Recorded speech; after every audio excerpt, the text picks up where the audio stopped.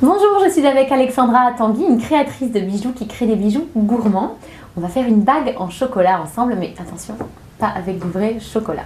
Alors, pour réaliser des morceaux de chocolat gourmand en pâte polymère, vous aurez besoin d'une petite boule de pâte de couleur marron.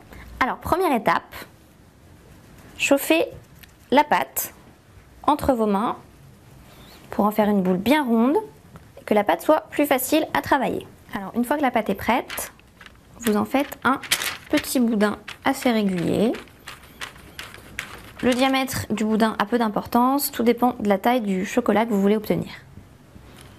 Et donc vous obtenez un boudin comme ceci. Donc, prochaine étape, on va aplatir ce boudin à l'aide d'un rouleau à pâtisserie ou ce que vous avez sous la main qui peut aplatir la pâte. En l'occurrence, j'utilise un verre. Hop, on essaye d'aplatir de façon à peu près régulière. On obtient alors une bande de pâte lisse qu'on peut retourner, réutiliser. Maintenant, il ne vous reste plus qu'à découper vos morceaux de chocolat. Hop, on enlève le surplus de pâte. On a donc 2 carrés de chocolat. On va aplanir légèrement les bords. Maintenant, on va utiliser le dos d'un couteau pour tracer les petits carrés de chocolat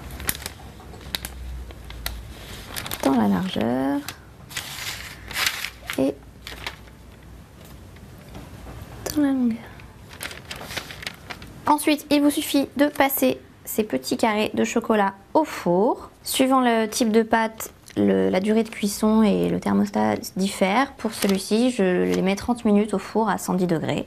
Et donc, voici le chocolat sorti du four avec une légère couche de vernis spécial pâte polymère qui donne cet aspect brillant à la pâte.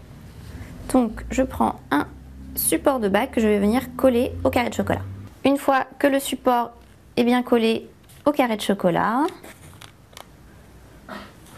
vous obtenez une jolie bague gourmande.